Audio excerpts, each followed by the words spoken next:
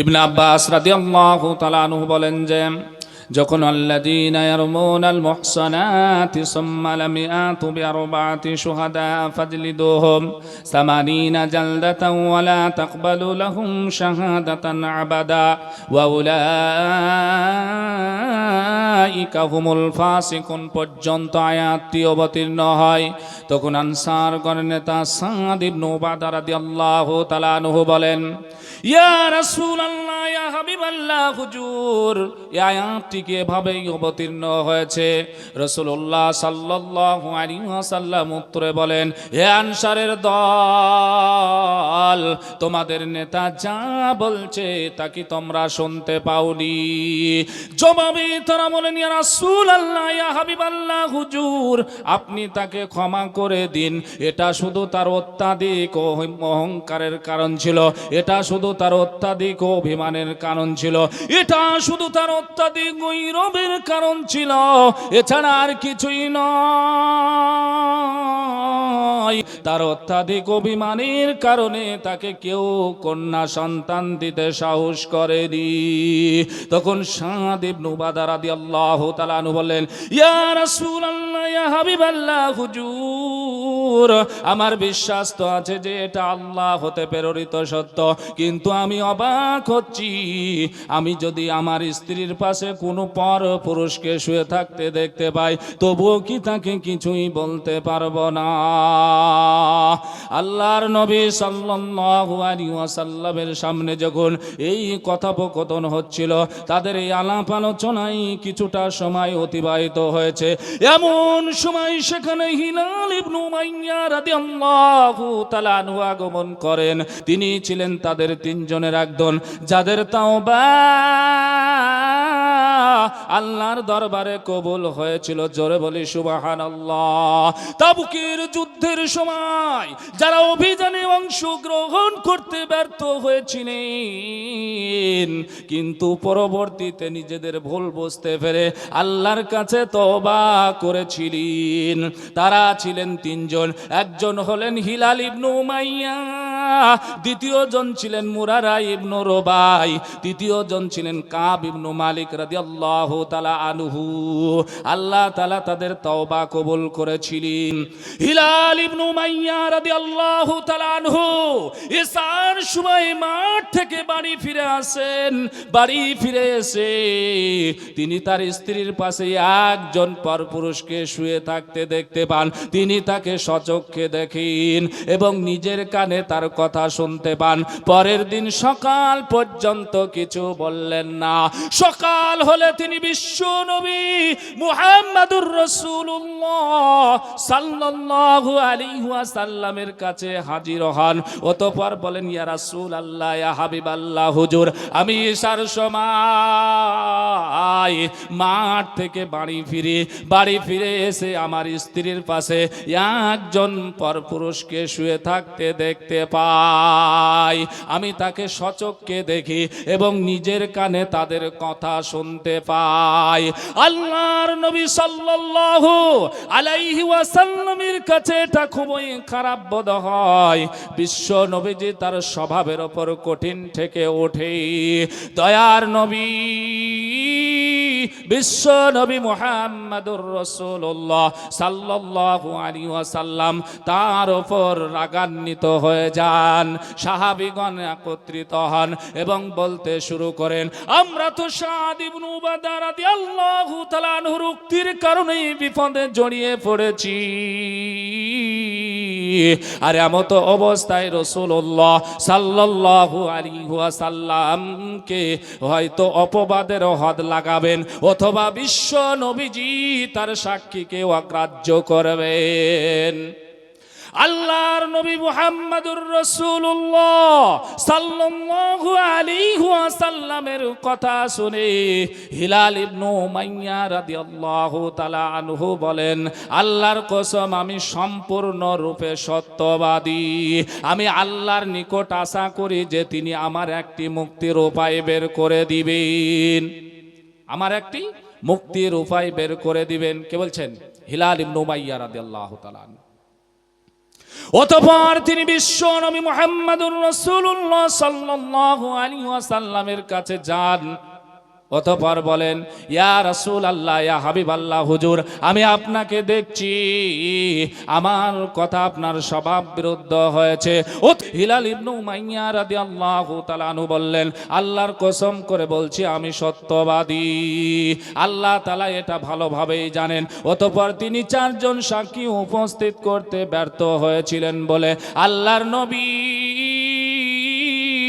দয়ার নবী মুহাম্মদুর রাসূলুল্লাহ সাল্লাল্লাহু আলাইহি ওয়াসাল্লাম তাকে চাবুক মারার নির্দেশ দিতে উদ্যত হচ্ছিলেন।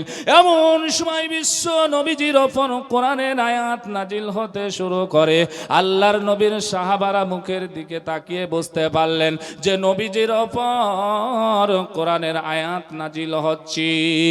আয়াত যখন নাজিল শেষ হলো, ওহী যখন নাজিল শেষ হলো, তা ছিল আল্লাযীনা ইয়ারমুনা আযওয়াজাহুম ওয়া লাম ইয়াকুল লাহুম শুহাদাউ ইল্লা আনফুসুহুম ফাশাহাদাতু আহদিহিম আরবাউ শাহাদাতিন বিল্লাহ ইন্নাহু লামিনাস সাদিকিন। আয়াত যখন নাজিল হলো, বিশ্ব নবী মুহাম্মদুর রাসূলুল্লাহ সাল্লাল্লাহু আলাইহি ওয়াসাল্লাম হিলাল ইবনে উমাইয়া রাদিয়াল্লাহু তাআলা আনহুর দিকে তাকায়া বললেন, আল্লাহ তাআলা তোমার পথ প্রশস্ত করে দিয়েছেন, আল্লাহ তাআলা তোমার মুক্তির উপায় বের করে দিয়েছেন, সুতরাং তুমি খুশি হয়ে যাও।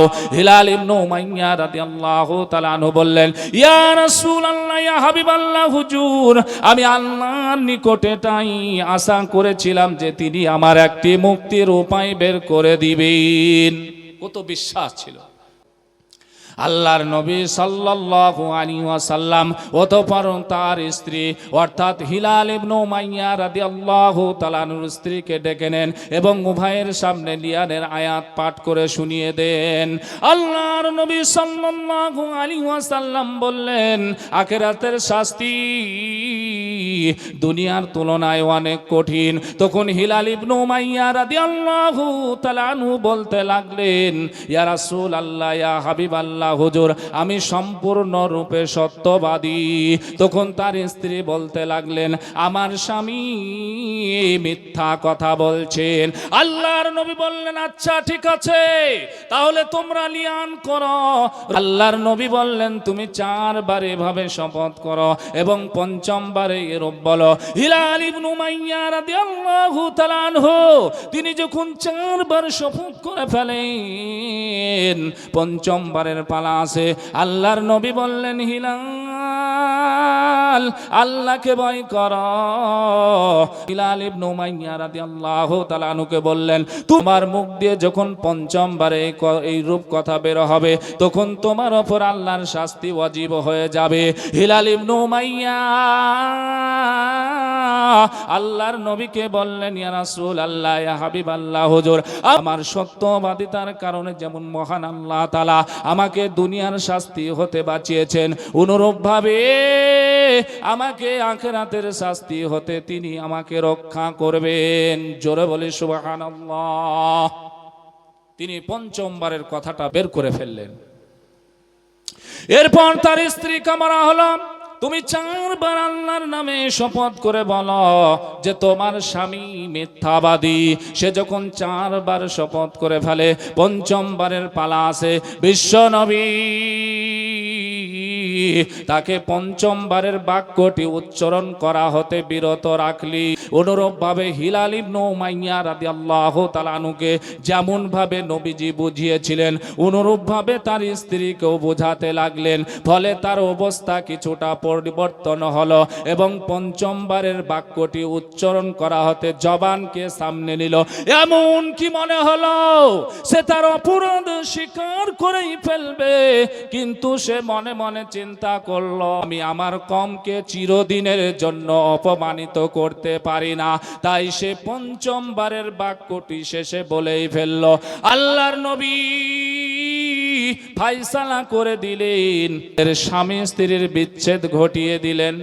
আল্লাহর নবী বললেন, ওই মহিলার গর্ভে যে সন্তান জন্মগ্রহণ করবে, ওই সন্তানের অপবাদ যেন হিলাল ইবনে উমাইয়ার দিকে লাগানো না হয়। আর ওই মহিলার গর্ভে যে সন্তান জন্মগ্রহণ করবে, ওই সন্তানকে যেন অবৈধ সন্তানও বলা না হয়। আল্লাহর নবী তিনি আরো ফায়সালা করে দিলেন, ওই সন্তানকে যারা অবৈধ সন্তান বলবে এবং ওই মহিলাকে যারা অবৈধ মহিলা বলবে, তার প্রতি যখন অপবাদ লাগাবে তখন তার উপর হদ জারি করা হবে। আল্লাহর নবী বিশ্ব নবী মুহাম্মদুর রাসূলুল্লাহ তিনি আরো ফায়সালা করে দিলেন, ওই সন্তান যখন পৃথিবীতে ভূমিষ্ঠ হবে তখন ওই সন্তানের পানাহারের দায়িত্ব হিলাল ইবনে উমাইয়ার প্রতি অর্পিত হবে না। কারণ তিনি তাদের স্বামী স্ত্রীর বিচ্ছেদ ঘটিয়ে দিয়েছিলেন, তিনি তাকে তালাকও দেননি, তিনি মৃত্যুবরণও করেননি, কিন্তু আল্লাহর নবী ফায়সালা করে দিয়েছিলেন। আল্লাহর নবী আরো ফায়সালা করে দিয়েছিলেন, ওই সন্তান যখন পৃথিবীতে ভূমিষ্ঠ হবে, ওই সন্তানের মাথার চুলগুলো যদি লালচে বর্ণের হয় আর পায়ের গোছাগুলো যদি মোটা হয়, তাহলে ওই সন্তান হিলাল ইবনে উমাইয়ার বলে গণ্য হবে। আর ওই সন্তানের পায়ের গোছাগুলো যদি নিচাম্ব ছড়ানো হয় আর মাথার চুলগুলো যদি কোঁকড়ানো হয়, তাহলে ওই সন্তান ওই মহিলা যার সঙ্গে অবৈধ কাজে লিপ্ত হয়েছে তার বলে গণ্য হবে। অবশেষে ওই সন্তান যখন পৃথিবীতে ভূমিষ্ঠ হলো, দয়ার নবী তিনি যে নমুনা দিয়েছিলেন, তিনি যে আলামত দিয়েছিলেন, ওই সন্তান যখন ভূমিষ্ঠ হলো, ওই সন্তান বড় হয়ে মিশরের গভর্নর হয়েছিল। ওই সন্তানের পরিচয় ছিল মায়ের পরিচয়। এক্ষেত্রে আমাদেরকে মনে রাখতে হবে যে মানুষের ক্ষেত্রে কোন নাবালক ছেলে অথবা নাবালিকা মেয়ে তার যদি পিতা মারা যায় তাহলে সে হয় এতিম, এটা মানুষের ক্ষেত্রে। আর পশুদের ক্ষেত্রে এতিম হয় যে বাচ্চার মা মারা যায়, সে হয় এতিম। এরপর আল্লাহ সুবহানাহু ওয়া তাআলা বলছেন সূরাতুন নূর 18 পারা 24 নম্বর সূরা 10 নম্বর আয়াত, ওয়ালাউলা ফাজলুল্লাহি আলাইকুম রাহমাতুহু ওয়া আন্নাল্লাহা তাওয়াবুন হাকীম। যদি তোমাদের উপর আল্লাহ তাআলার দয়া, তোমাদের উপর আল্লাহর অনুগ্রহ না থাকতো, তাহলে তোমাদের কেউ অব্যাহতি পেত না। তাহলে বিশ্ব নবী যে ফায়সালা করে দিয়েছিলেন, তিনি কেমন দার্শনিক ছিলেন, তিনি কেমন বৈজ্ঞানিক ছিলেন। ওই বাচ্চা ভূমিষ্ঠ হওয়ার পর নবীজি যে নমুনা দিয়েছিলেন সেটাই প্রমাণিত হলো।